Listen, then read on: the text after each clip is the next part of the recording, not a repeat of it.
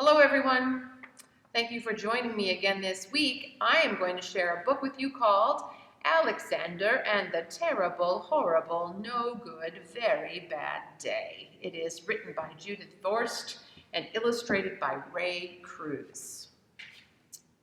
Actually, many people may know this, but let's read it again together.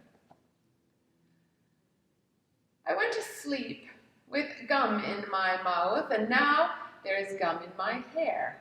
And when I got out of bed this morning, I tripped on a skateboard, and by mistake I dropped my sweater in the sink while the water was running, and I could tell it was going to be a terrible, horrible, no good, very bad day.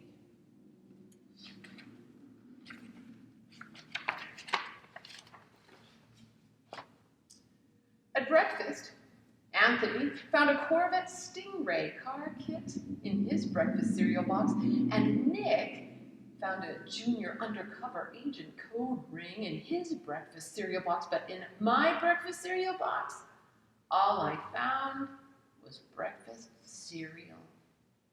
I think I'll move to Australia.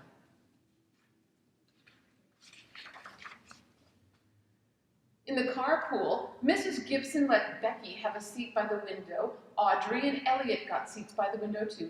I said I was being scrunched. I said I was being smooshed. I said if I don't get a seat by the window, I am going to be car sick. No one even answered. I could tell it was going to be a terrible, horrible, no good, very bad day. At school, Mrs. Dickens liked Paul's picture of the sailboat better than my picture of the invisible castle. At singing time, she said I sang too loud. At counting time, she said I left out 16. Who needs 16? I could tell it was going to be a terrible, horrible, no good, very bad.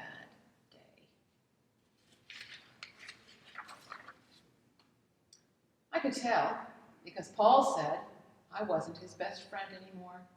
He said that Philip Parker was his best friend, and that Albert Moyo was his next best friend, and that I was only his third best friend. I hope you sit on a tack, I said to Paul. I hope the next time you get a double-decker strawberry ice cream cone, the ice cream part falls off the cone part and lands in Australia. There were 2 cupcakes in Philip Parker's lunch bag, and Albert got a Hershey bar with almonds, and Paul's mother gave him a piece of jelly roll that had little coconut sprinkles on the top. Guess whose mother forgot to put in dessert? It was a terrible, horrible, no good, very bad day.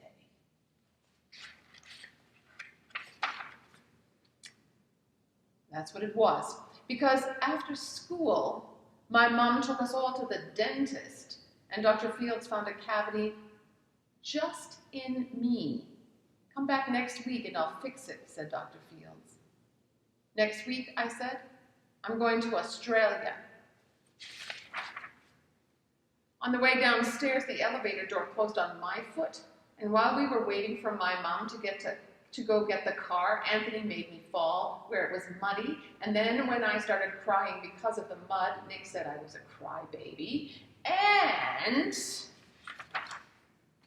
while I was punching Nick for saying crybaby, my mom came back with the car and scolded me for being muddy and fighting. I am having a terrible, horrible, no good, very bad day. I told everybody. No one even answered. So then we went to the shoe store to buy some sneakers. Anthony chose white ones with blue stripes. Nick chose red ones with white stripes. I chose blue ones with red stripes. But then the shoe man said, we're all sold out.